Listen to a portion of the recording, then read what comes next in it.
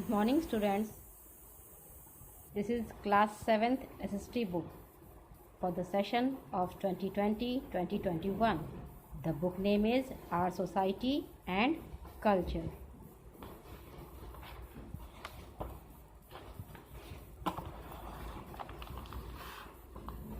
This book is divided into three parts. The first part first, history; part second, geography; part third, social and political life. This is called civics.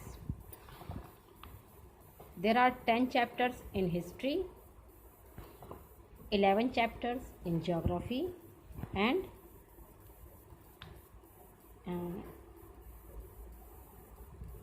7 chapters in civics. Is that clear? So let's read part first, history, chapter 1. Name of chapter 1 is When, Where and How.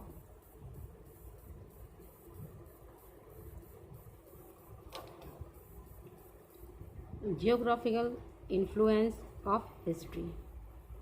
India covers the largest part of South Asia. It is surrounded by the Himalayas in the north and the Indian Ocean in the south, and its two northern arms, the Arabian Sea and the Bay of Bengal.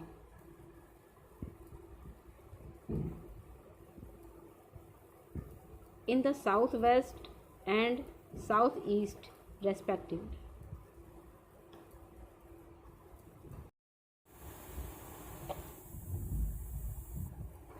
This subcontinent is a large area which includes India,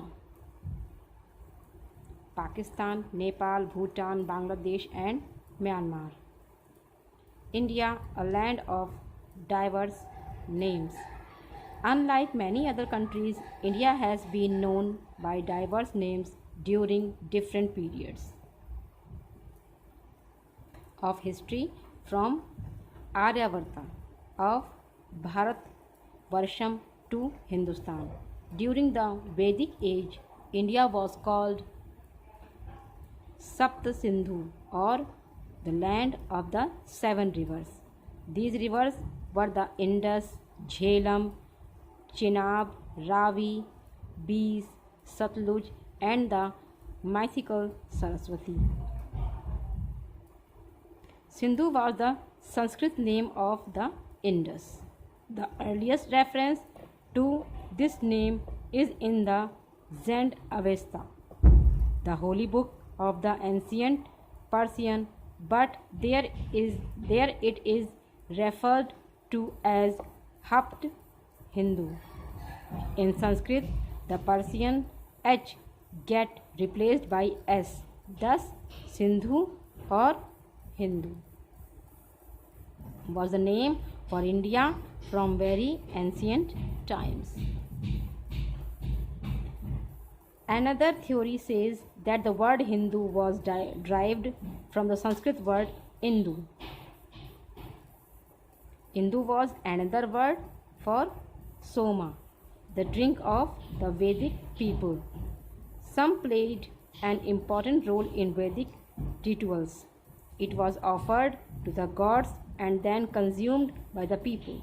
So the Hindus were the people who drank Indu, is Soma, or were blessed by it, and the land where they lived was called Hindustan.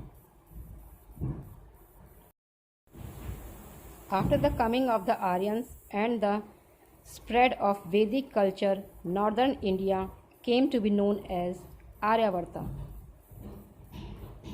or the land of Aryans. India was also known as Bharatvarsha, or the land of Bharat, where the descendants of Bharata live. Bharata, the son of King Dushyanta, is a mythical king who is believed to have conquered and ruled over the whole of the Indian subcontinent. In all the Arabic Persian literature of the medieval period, the Indian subcontinent is referred to as Hind, and the Persians called the river Sindhu as Hindu, and the land beyond the Sindhu as Hindustan. The Greek designated the river Sindhu as Indus and called this country India, which is English version of Bharat, recognized by the constitution of vogue in foreign countries. Time frame in history. In order to get the clear picture of the important changes in history, historians generally divide and passed into three periods. These are the ancient or early period, the medieval or middle period, and the modern period. This year we shall study the history of medieval period. The word medieval comes from a Latin word which means middle age. Thus, the medieval period is the period between the ancient and the modern period. There are no such well-defined criteria or general rules for the division of world history into ancient, medieval or modern periods. Yet, the periodization of history varies from one country to another. The medieval period in India stretches roughly from the 8th to 18th century AD. Thus, in the unit, we shall study the history and civilization of the Indian subcontinent during this period. The medieval period is further subdivided into two periods: early medieval period and later medieval period. Some features of the medieval period. Number 1, the medieval period is divided into early medieval period and later medieval period. Number 2, due to sufficient information, we are more familiar with this period. Number 3, foreign cultures, Western and Central Asia begin to influence India. Number 4, many sources to reconstruct history, archaeological, epigraphic, numismatics and literacy were available to us now. The ruler of Delhi, Sultanate and the Mughal rulers came from outside and settled in India. Number 6, the invaders brought with them new ideas like Persian wheel for irrigation and spinning wheel for weaving cloths. Number 7, many European countries, attracted by the economic prosperity of India, tried to have trade relations with India. Some of medieval history. Historians depend on a variety to learn about the past depending upon the period. For medieval period, there are two main sources, as archaeological and literary. Archaeological sources. The archaeological sources can be classified into various types. Number 1, epigraphic evidences, means inscriptions. Number 2, coins. Number 3, buildings, sculptures, etc. And artistic evidences means paintings. Inscriptions. These are writing on relatively hard surfaces as stone or metal. Some of the inscriptions of this period were recorded on copper plates, and some are inscribed on temple, mosque and building walls. They are generally conveyed a king's order, his deeds, his preachings, etc. Kings often kept records of victories in battle as inscription. This is the picture of Qutub Minar. On Qutub Minar, there are some inscriptions are written.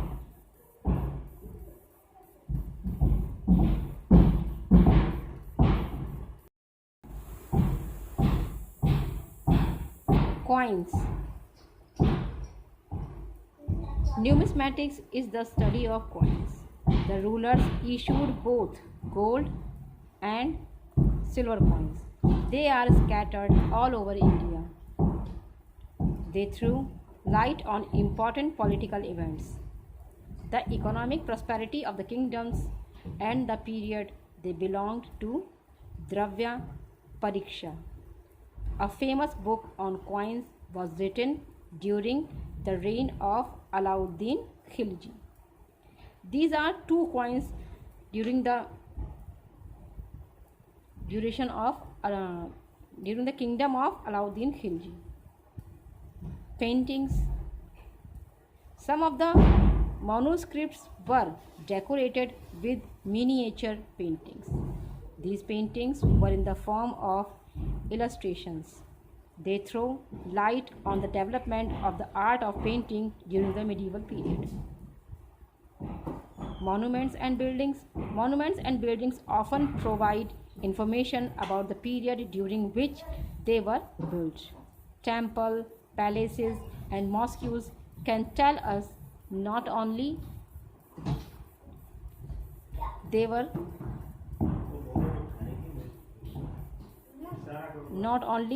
the religious practices but also about the political, economics, and the social conditions of that time. Mosques like the Jama Masjid in Delhi, forts like those in Delhi, Gwalior, Agra, and Mandu, and places like those at Jaipur, Deed, Jodhpur, and Hyderabad are studied by historians to understand the style of architecture followed at the time. Literary sources. The literary sources can be divided into the following two types. Number one, indigenous and the foreign sources. Indigenous, the books that were written by hand long ago are called manuscripts. Usually, two types of materials were used for writing the manuscripts. These materials were palm leaf and the specially prepared bark of tree known as the birch that grew in the Himalayas. From the 13th century, paper was used for writing. A chronicle means a record of the rule of the king and life at the court. Usually, kings had court chronicles. They wrote important happenings of the kingdom in detail. Most of the chronicles wrote important happenings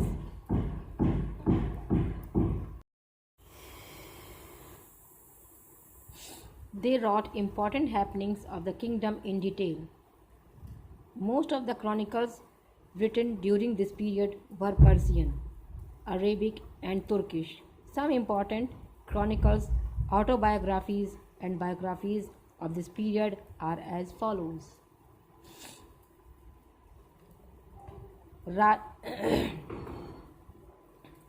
Tarangini by Kalhana, a chronicle of the kings of Kashmir.